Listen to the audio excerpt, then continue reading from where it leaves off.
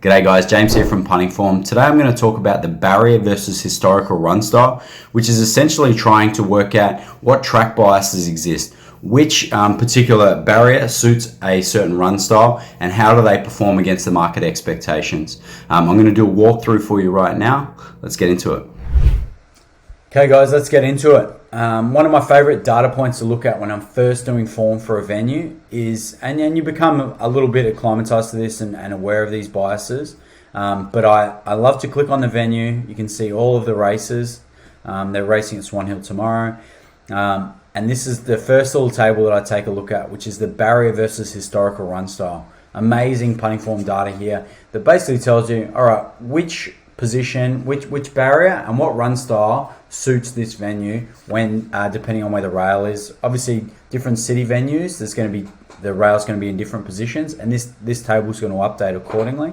But often it's when the rail is true, and you can see here that in the green and the red, there's some really significant positioning and some biases that exist at Swan Hill. You can see, if you're unsure how the A to E works, which is our actual to expected, you can read this table down below.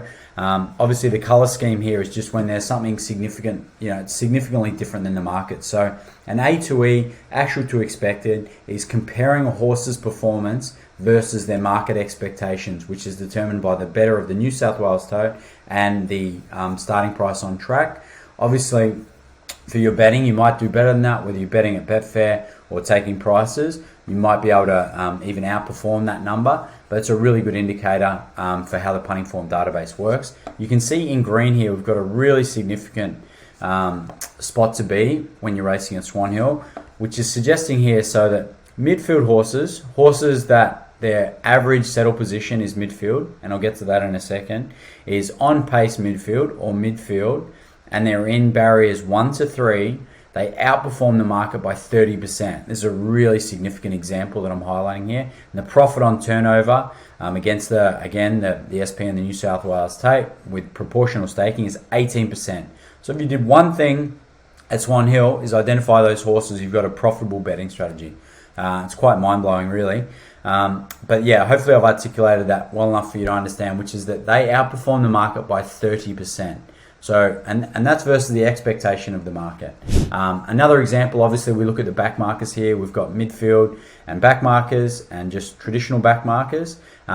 This is taken at the 600 meter mark to the post. So what we've seen over looking at over 1 million different runs is that horses typically take up a similar position in running. They don't often move around from when they jump to that 600 meter marker. There's not normally much of a dance where they're moving around. Obviously, that's influenced a little bit by the distance, and there are exceptions to that. But horses often get to that, jostle to that position, and then settle, get in a rhythm until it's go time at the 600 meter marker.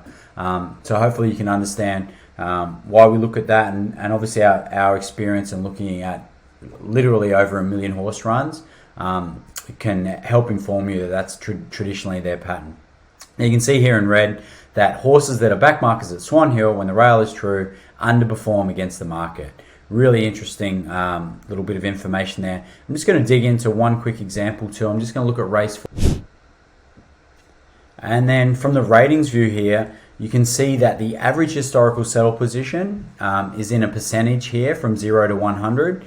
And then you can see that corresponding to that number, which is a number that's versus the field too. So it's an average historical settle position as a percentage of the field size based on past starts.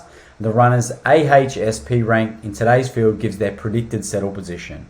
And then you can see their historical run style is midfield. We've got there horse number 1. Number 2, we don't have much data on, but they were a strong leader obviously in their first run. That's Alpha Leader, on pace. We don't have enough data there for race 9. So obviously, for runner number 9. Obviously this database builds over time, and city horses that have had plenty of runs, this information is going to be even more accurate.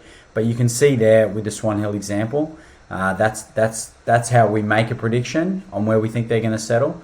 I'm just going to go to another venue too, just so to try to make the point home here about the different biases. Looking at Launceston, where they're racing on Wednesday, You can see there that you really don't want to be in a wide gate when the rail is true at Launceston. It's a significant disadvantage whether you're leading.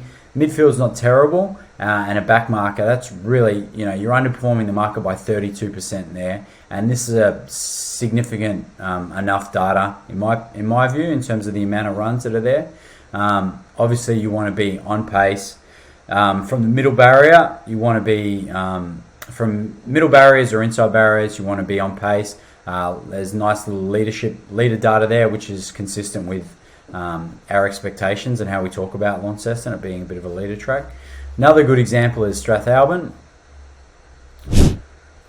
You can see here that inside barriers, when the rail is true, is significantly disadvantaged.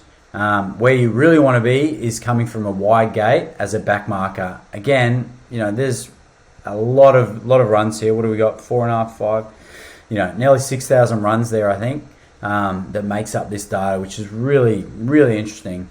The fact that you can beat the market by 24% just by identifying horses that settle at a back position from a wide gate.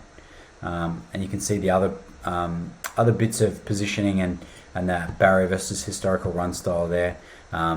Being leading at Strath is a disadvantaged position. So, yeah, hopefully this helps in terms of doing your form and really identifying different track biases that exist. If you've got any questions and comments, please put them down in the video below or send us an email to support@puntingform.com.au. Thanks a lot for watching.